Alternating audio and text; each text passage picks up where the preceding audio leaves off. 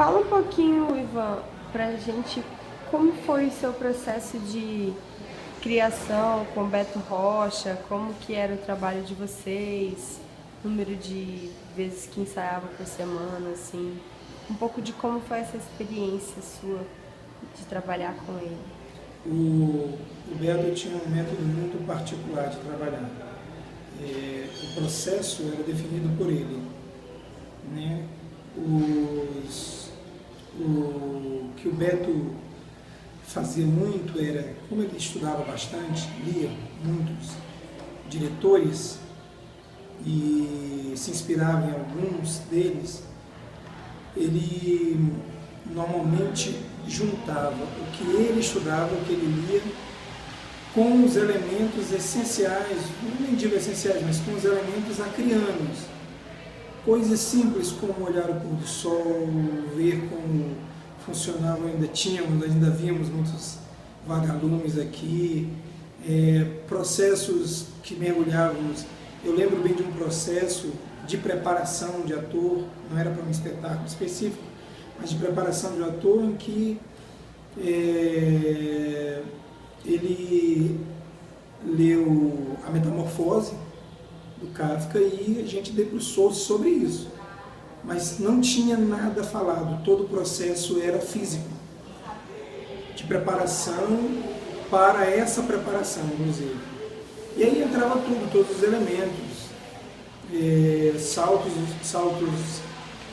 diversos com o corpo, flip-flaps, saltos mortais, coisas de circo, pernas de pau, trabalho vocal, toda essa preparação que normalmente os atores têm, mas tudo isso numa simbiose do processo criativo.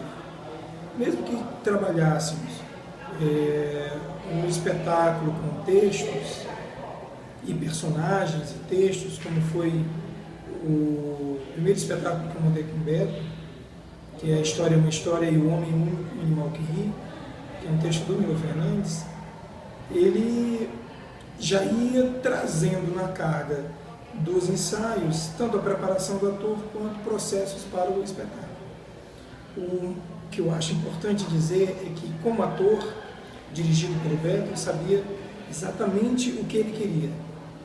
O problema era alcançar o nível e a qualidade e a exatidão daquilo que ele precisava para o espetáculo.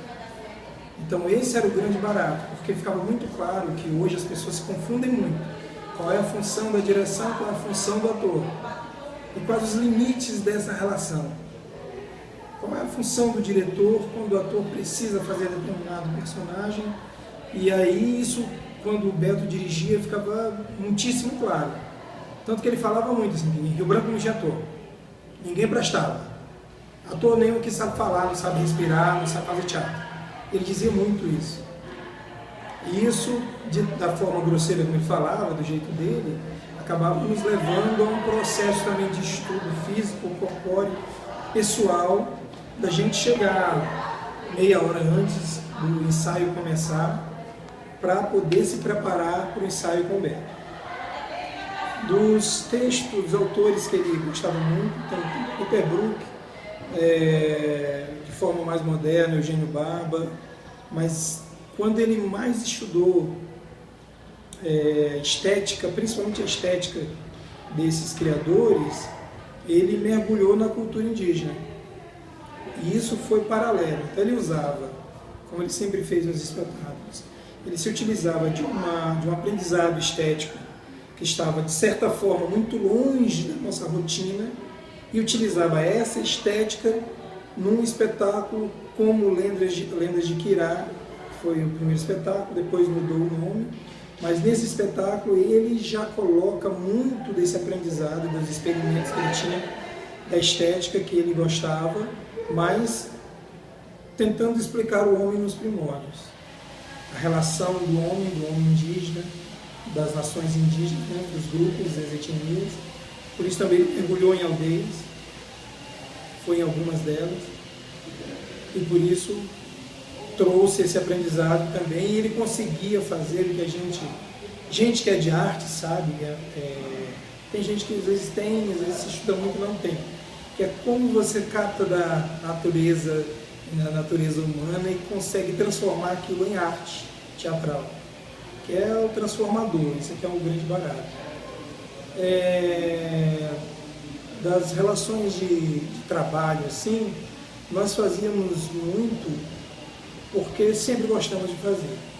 Alguns projetos nós tínhamos, e o que sempre pagou as produções não foram os projetos. O projeto que se tinha era de circulação, e o dinheiro era rachado. Eu vou aproveitar esse vídeo para dizer exatamente como nós fazíamos, que era uma conta muito simples, porque as pessoas hoje em dia vivem brigando por dinheiro, né? E eu sou declaradamente uma pessoa contra os grupos familiares, que 50% de todo o dinheiro que arrecada é para a família e o resto divide com os atores do grupo e para a produção. Então, a gente trabalhava da seguinte forma, por cota. Então, cada um do grupo tinha direito a uma cota. Então, um valor X. Todo mundo dividia isso por cotas. Porém, o diretor tinha duas funções, quer dizer, tinha uma função maior. A função maior do diretor dava a ele direito a duas cotas. Então, se éramos 5 pessoas com o diretor, nós dividíamos esse dinheiro por 6 cotas. 2 delas para o diretor. E aí, claro, dentro do grupo as funções também iam se dividindo. Então, tem gente que é ator, mas cuida do figurino. É ator, cuida da parte de produção. E era assim. Mas o Beto sempre cuidou de quase tudo. Cuidava da produção, cuidava do figurino, que ele mesmo pensava o figurino, do cenário, da adaptação do texto, da criação dos textos. E eu lembro que nós fizemos nos ramais, ali onde hoje é o V, um texto que é um texto escrito pelo Beto, que eu ainda tenho guardado, que é o Amanhecer no Ramal, que é um texto escrito pelo Beto, porque as pessoas sabem que ele já chegou a escrever um texto. Mas do Império de Galvez à República, do Filé Mignon, que eu acho que é uma outra relação, que eu volto um pouquinho para falar desse processo, de um dos processos do Beto, desse espetáculo, do Império de Galvez à República, do Filé Mignon. É um espetáculo que teve um processo que era um momento onde as terras do Acre estavam sendo muito vendidas, que é quando a gente tem todas aquelas questões em Chapuri, que o Chico reacende, né? Ele já vem na caminhada, mas reacende mesmo a força do Chico Mendes e da companheirada toda, e nós montamos um espetáculo que falava exatamente da venda das terras e como o governo, na época, facilitava essa venda das terras aquilianas. Então nós criamos, em processo coletivo, nós criamos os textos, montamos o espetáculo e apresentamos. Com muito sarcasmo, mas falando exatamente dessas coisas, com música do Silvio Margarido, textos nossos, direção do Beto. Então foi um processo muito coletivo. Quem pagava nossas produções sempre era o público. Porque eu me lembro que nós montamos a história Uma História, e nós ficamos 6 meses em cartaz no Teatro de Arena do Sesc, e eram 4 dias por semana. Era quinta, sexta, sábado e domingo. Com casa lotada todos os dias. E essa grana rendeu para a gente a possibilidade de a gente ir para um festival de teatro, Festival Nacional de Teatro Amador, os famosos FBTAs. Mas antes a gente fez uma temporada no Teatro Municipal, no Teatro Amazonas, que é o Teatro Municipal de Manaus, né? Teatro Estadual.